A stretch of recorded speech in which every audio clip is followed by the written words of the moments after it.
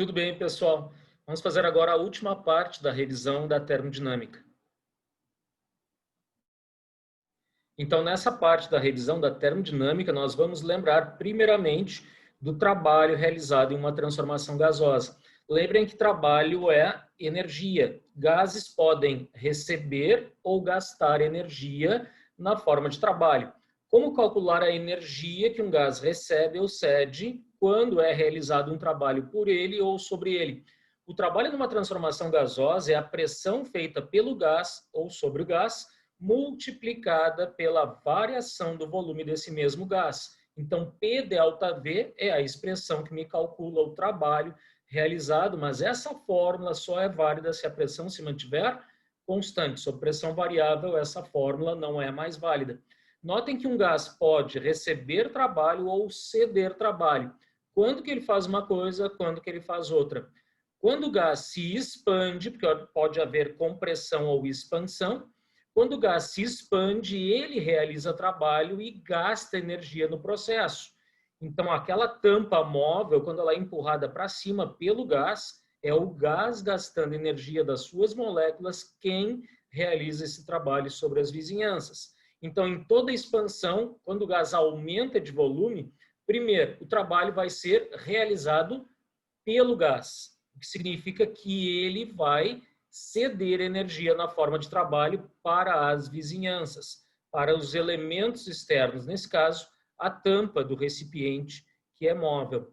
Então, o trabalho numa expansão, primeiro, ele é positivo, ΔV é positivo, o volume final é maior que o volume inicial. E esse trabalho realizado pelo gás é um trabalho cedido pelo sistema, ele gasta energia na expansão. Já na compressão, notem que tem um agente externo ali empurrando o êmbolo para baixo, na figura da mão ali que comprime o gás. Então, neste caso, a gente diz que na compressão ou contração o trabalho é feito sobre o gás. Neste processo de compressão, o gás recebe energia. Como o volume diminui, notem que o ΔV é negativo e, neste caso, claro, o trabalho vai ser negativo também. Quando se fala em trabalho negativo, é trabalho realizado sobre o gás, reduz o volume e o gás recebe energia. Então, não esquece, entrou energia no gás significa compressão. Saiu energia do gás na forma de trabalho, é uma expansão gasosa. As unidades de medida obrigatórias nessa equação, notem Newton por metro quadrado, que é o Pascal, multiplicado por metro cúbico na variação do volume, ou seja, Newton por metro quadrado vezes metro cúbico vai dar Newton vezes metro, que é o Joule, unidade de energia do sistema internacional. Bom, e se eu tiver um diagrama PV com pressão variável, é possível eu calcular o trabalho sob pressão variável? Sim, é possível, mas não pela expressão P ΔV, mas pela área do diagrama. Qualquer diagrama PV tem na sua área numericamente representado o valor do trabalho. Agora, muito cuidado para ver se é uma expansão, uma compressão. Ou seja, se eu tiver um gráfico assim, por exemplo, pressão constante, e o volume aumenta, nós temos uma expansão e, portanto, o trabalho é positivo. Se eu calcular aquela área, esse trabalho é positivo. Agora, se eu tiver o contrário, notem que a seta indo de A para B, no sentido em que o volume diminui no eixo horizontal, aqui nós temos uma compressão, trabalho feito sobre o gás. Nessa compressão, se eu calcular a área do diagrama, que representa, claro, numericamente o trabalho, só que esse trabalho ele é negativo nesse caso. Então, trabalho positivo na expansão, trabalho negativo na compressão. Muito cuidado com esse detalhe na hora de calcular a área de um diagrama PV, certo? Mesmo a área pode dar um valor negativo. Vamos agora lembrar dos diagramas PVs cíclicos, ou seja, uma transformação fechada, reversível, onde um gás sai de um determinado estado inicial e retorna a este mesmo estado, como esse diagrama aqui fechado mostra. Lembrem que, para calcular o trabalho total na transformação ABCDA, nesse ciclo fechado, basta calcular a área interna ou fazer o somatório dos trabalhos individuais. O trabalho AB mais o trabalho BC mais o trabalho CD mais o trabalho DA, essa soma dos 4 trabalhos, neste caso, vai dar o trabalho total, que significa também o valor da área interna, ou seja, daquele retângulo, neste caso, formado pelo ciclo inteiro. Lembrem que todo ciclo percorrido no sentido horário, o trabalho total vai ser positivo, e ciclos percorridos no sentido anti-horário têm um trabalho total negativo. E agora nós entramos na teoria cinética dos gases para poder, então, investigar a primeira lei da termodinâmica. O que diz a teoria cinética dos gases? Bom, nós temos um gás ideal, onde as moléculas estão em constante agitação, efeito da temperatura. Lembrem que a energia interna de um gás é uma medida da energia cinética de N moléculas. Então, a energia interna U de um gás é o número de moléculas multiplicado pela energia cinética de cada uma delas. Ou seja, sim, a energia interna depende do número de moléculas do gás. Se eu tiver uma molécula com 1 joule, eu tenho uma energia interna de 1 joule. Se eu tiver 10 moléculas com 1 joule em cada molécula, a energia interna do gás é 10 joules. Então, depende diretamente do número de moléculas, a energia interna de um sistema gasoso. Notem que a energia cinética de cada molécula pode ser expressa por mv²/2. Então, N vezes mv²/2 é a energia interna do gás. E um detalhe que é o mais importante de toda a teoria cinética dos gases. Toda energia interna é diretamente proporcional à temperatura, porque variar a temperatura varia a EC de cada molécula. E também proporcional ao produto PV, juntando aqui a teoria cinética dos gases com a lei geral dos gases ideais. A energia interna, U, é diretamente proporcional à temperatura absoluta, em Kelvin, que por sua vez é diretamente proporcional ao produto PV. Nós temos uma gangue aqui. Esta gangue anda unida, mexeu com um, mexeu com todos. Se eu variar o produto PV, eu vou variar na mesma proporção a temperatura absoluta do gás e a energia interna deste mesmo gás. Algumas considerações importantes para finalizar a teoria cinética dos gases. Primeiro, a energia interna de um gás depende do número de moléculas. É N vezes AEC de cada molécula, o valor da energia interna do sistema. Aumentou o número de moléculas, aumentou a energia interna.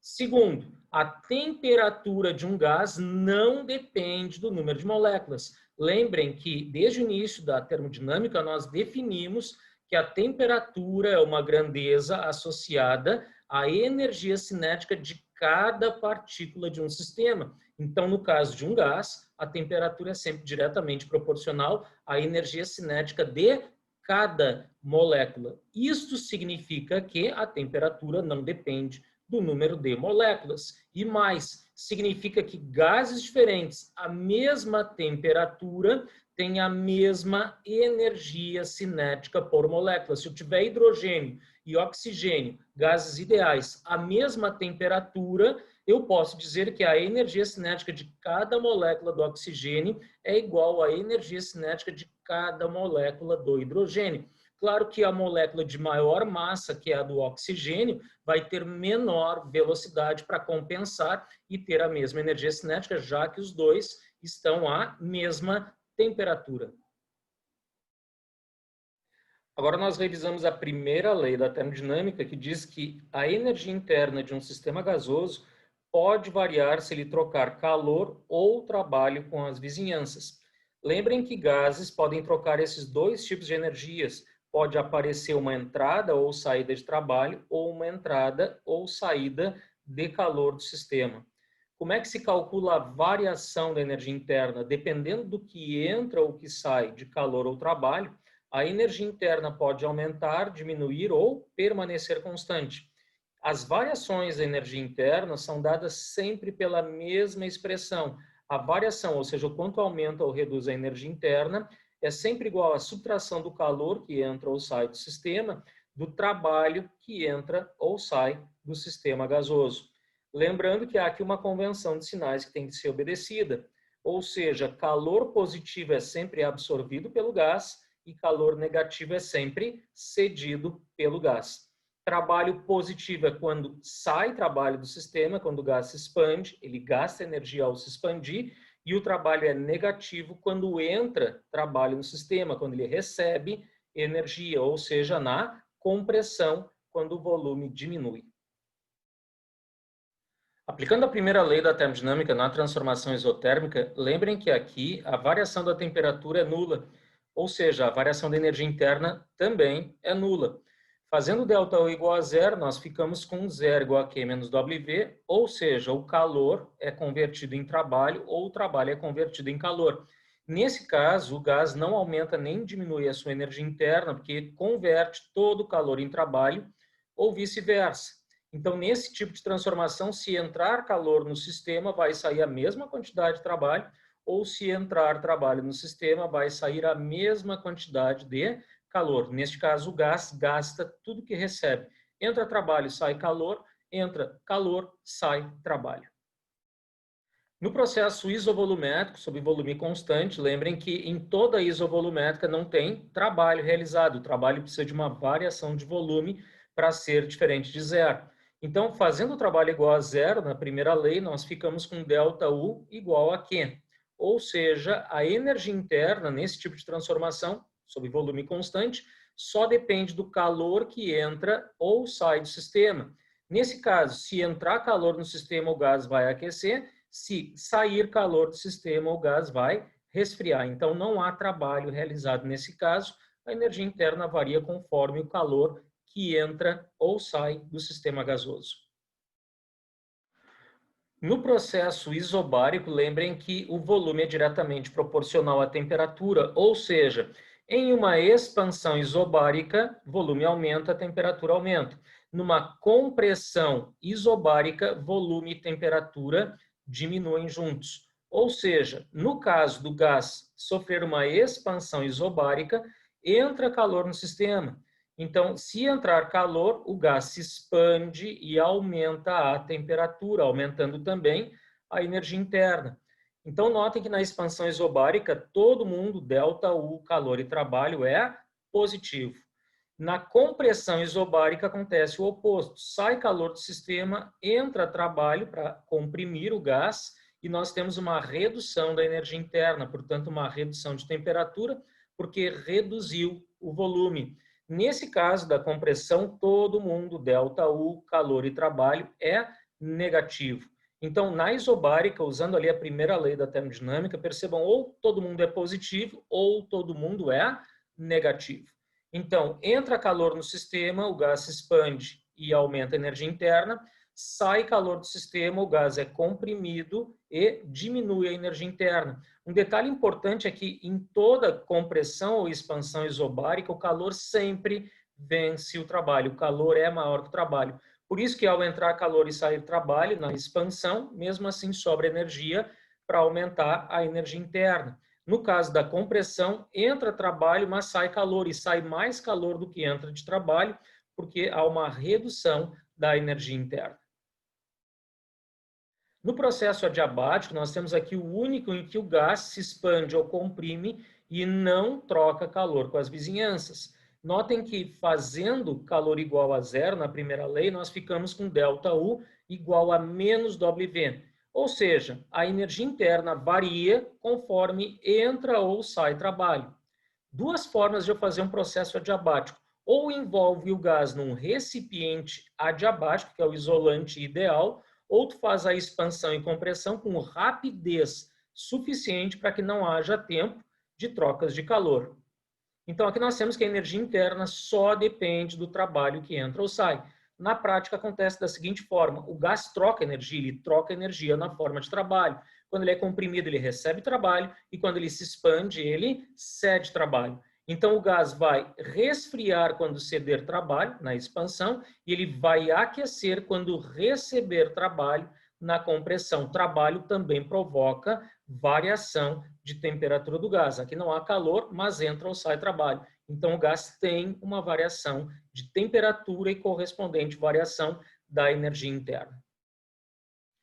Notem que o diagrama PV de uma diabática, a diabática é uma curva de transformação que ocorre entre duas isotermas. Notem que nós temos duas isotermas e sempre a isoterma superior é a de maior temperatura. A isoterma 1 tem maior temperatura que a isoterma 2. A adiabática é uma curva entre duas isotermas.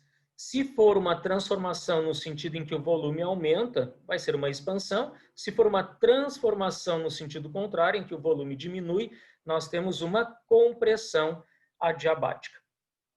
Notem que em qualquer processo adiabático, seja uma expansão ou compressão, a variação da pressão é sempre maior que a variação do volume, para que seja válida a lei geral dos gases ideais, que aqui também encontra aplicação. PV sobre T é uma constante. Para isso ser válido, a pressão tem sempre que variar mais que o volume, seja uma expansão ou uma compressão adiabática. Lembrem também que o processo adiabático é um processo politrópico, porque todas as variáveis de estado do gás sofrem alteração: pressão, volume e temperatura. Entramos agora na segunda lei da termodinâmica, que fala sobre as máquinas térmicas. O que faz uma máquina térmica? Converte calor em trabalho. Qual é o problema desta conversão de energia? O rendimento. Tu jamais consegue converter todo o calor em trabalho. O calor que entra da fonte quente na máquina térmica, apenas uma parcela serve para realizar trabalho. Uma parcela desse calor vai fugir para o ambiente, neste caso, a chamada fonte fria, que é o calor rejeitado, Q2. Se de cada 100 joules que entra na máquina eu rejeito 80, quer dizer, não consigo aproveitar 80, aproveitando para trabalho apenas 20 joules, significa um rendimento percentual de 20%. O rendimento de uma máquina térmica é sempre o quociente entre a energia útil, que é o trabalho, e a energia total consumida, que é o calor que vem da fonte quente ou fonte primária, Q1. Notem que o rendimento também pode ser calculado por Q1 menos Q2 sobre Q1. Ou seja, o rendimento de uma máquina térmica, por causa dessa equação e por causa da energia degradada, que não há como evitar, não é uma questão de tecnologia, notem que o rendimento de uma máquina térmica é sempre menor que 1 ou menor que 100%. O trabalho é sempre menor que o calor que entra na fonte primária. Esta é a segunda lei da termodinâmica. Não existe máquina térmica que tenha rendimento 100% e consiga, portanto, converter todo o calor em trabalho mecânico. Nós temos o rendimento da máquina de Carnot, que é a máquina de melhor rendimento. Ela tem um rendimento ideal, embora menor que 100%, portanto, menor que 1. O ciclo em que se opera a máquina de Carnot é representado num diagrama PV, e a ideia de Carnot, que na verdade ele fez por cálculo matemático, ele conseguiu provar que se uma máquina térmica operando em ciclos entre duas fontes, a quente e a fria, conseguisse manejar de tal forma que operasse entre duas isotérmicas e duas adiabáticas, fechando um ciclo, nós temos então um processo reversível, ideal e com rendimento máximo. O rendimento de uma máquina de Carnot é dado pela função 1 menos T2 sobre T1. Só vale essa fórmula, ou seja, o rendimento em função das temperaturas absolutas das fontes quente e fria, para a máquina de Carnot. Então, 1 menos T2 sobre T1 para temperaturas em Kelvin, obrigatório nessa função. Notem que T2 é a temperatura da fonte fria e T1 é a temperatura da fonte quente. É impossível o rendimento da máquina de Carnot ser igual a 1, porque é 1 menos T2 sobre T1. Tu só conseguiria o rendimento 100% da máquina de Carnot se a temperatura T2 da fonte fria fosse igual a 0 Kelvin, o que é inatingível, portanto, impossível, mesmo para a máquina de Carnot operando entre duas adiabáticas e duas isotérmicas, ter um rendimento igual a 1.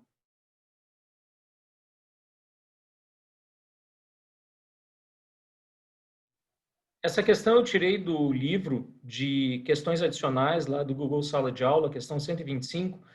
É uma questão interessante de aplicação do princípio de Carnot. Lembrem que nenhuma máquina que não opera em ciclo de Carnot pode ter sequer um rendimento igual ao de uma máquina de Carnot operando nas mesmas temperaturas. A situação aqui é a seguinte: nós temos uma usina geradora de eletricidade que produz 60 megawatts. Na verdade, megawatt é joule por segundo. Então, ela produz uma energia de 60 joules a cada segundo. O vapor entra na turbina a 527 graus Celsius e sai a 127 graus Celsius. Fontes quente e fria com as correspondentes temperaturas. A eficiência da usina corresponde a 60% de uma máquina de Carnot ideal. Quanto vale a taxa de consumo de calor? A taxa de consumo de calor é o quanto entra na máquina de calor na fonte primária, o calor Q1. Então, nós temos ali o que a máquina produz, a usina produz é um trabalho. Sai um trabalho de 60 megajoules a cada segundo. Temos as temperaturas das fontes quente e fria.